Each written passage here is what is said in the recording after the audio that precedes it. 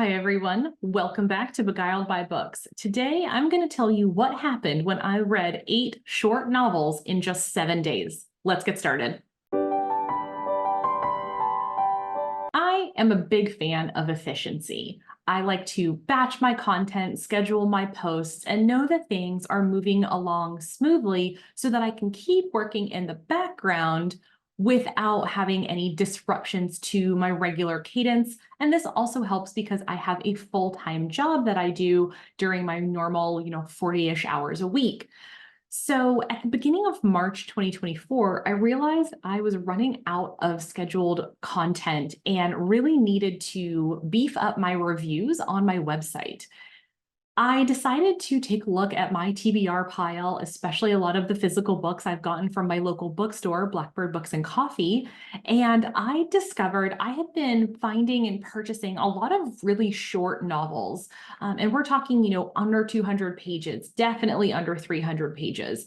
And I decided to organize all of them by length because that's who I am as a person. And then I decided I was going to just blow through those books as fast as I possibly could. I wanted to get through them. I wanted to read them and really enjoy them, but I also knew it would help me get ahead of my review schedule on my website. So I read 8 books in the course of a week, and I was not expecting to do that. I did not plan to go that quickly, but I did.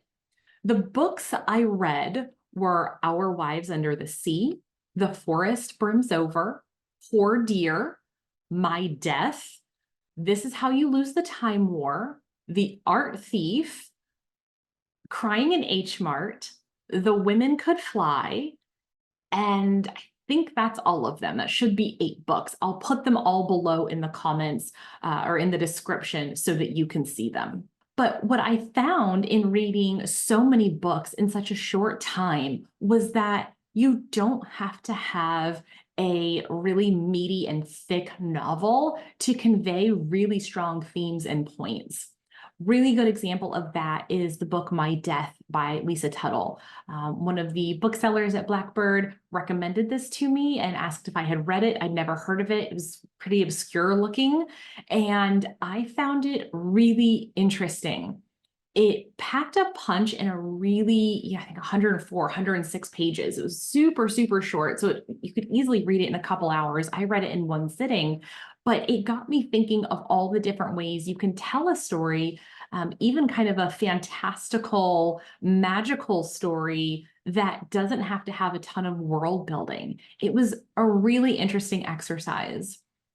I read a couple other books like The Forest Brims Over, Our Wives Under the Sea. And again, they're both super short, but tell a beautiful story in very different ways that engages the reader without a ton of backstory, without a lot of, I don't want to say unnecessary information, but without a lot of that extra stuff. And it gets right to the point.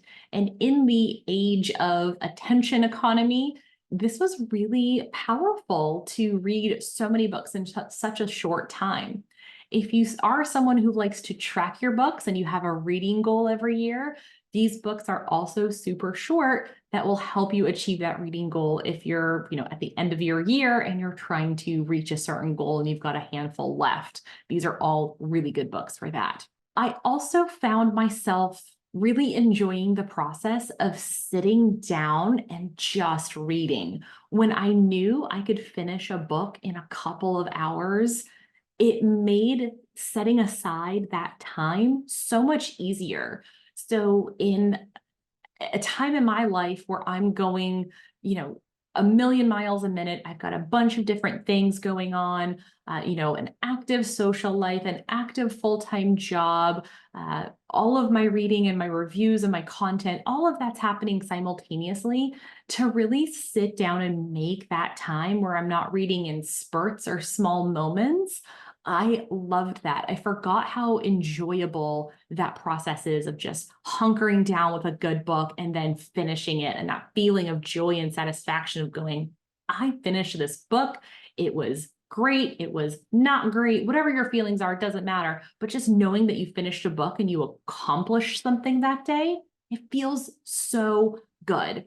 So again, I have linked all of those books that I read below for you so that you can take a look at them if you are looking for some short books or some unusual books, because a lot of these were pretty unusual. They were not your typical, fantasy books or anything like that.